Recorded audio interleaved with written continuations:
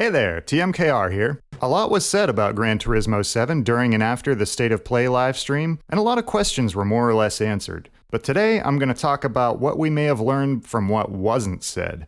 Buckle up and let's get after it. I'm going to start by addressing the elephant in the room. As of the date of this recording, still no mention of any FIA branding or endorsement.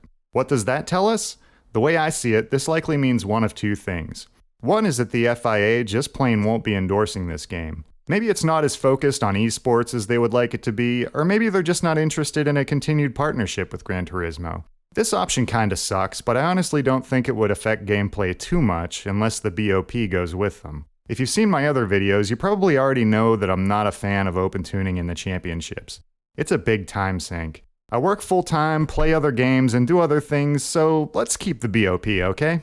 Another possible explanation is that the FIA are waiting to see how the game launch and maybe the first season of championships go before slapping their endorsement on it. To me, this option makes the most sense, especially with the sad state of a lot of highly anticipated game releases lately. I still haven't pre-ordered GT7 for exactly that reason, and probably won't pre-order any game again, so I would fully understand and relate to the FIA's decision to wait and see. I'm doing the exact same thing, with cautious optimism.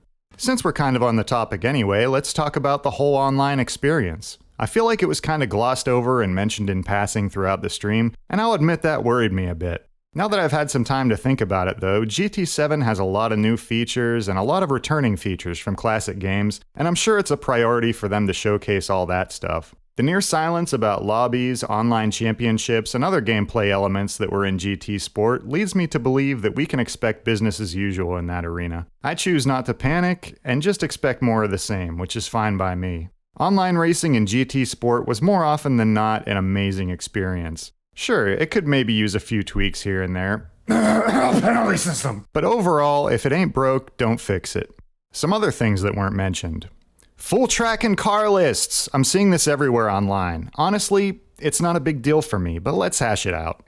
It seems like the track list is pretty much a copy-paste of the one in GT Sport, with the addition of Daytona and some legacy GT fictional tracks thrown in for variety and nostalgia. Pretty sure this is what we're gonna get at launch. Keep in mind though that new tracks were added to GT Sport all the way up to what, 2020? So it's reasonable to expect to see more circuits added to the game as time goes by. What about the cars? The game's about cars!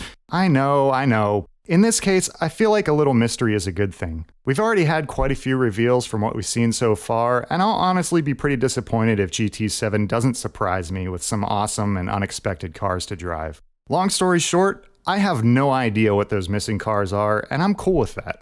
Much like the circuits, I'm fully confident that we'll be given access to a wide variety of additional cars through updates anyway. So take a breath, sit tight, and plan to be excited about this game over and over again. I think that's pretty much all I wanted to talk about in this video. If you think of anything else, let's talk about it in the comments. Remember to hit that thumbs up button if you enjoyed this. It doesn't just help me and my young channel, but also helps more viewers like you to find this content and keep the conversation going. Check out one of these videos I've picked out for you and subscribe if you'd like to see more. I'd love to have you around. Thanks for watching. I'll catch you later.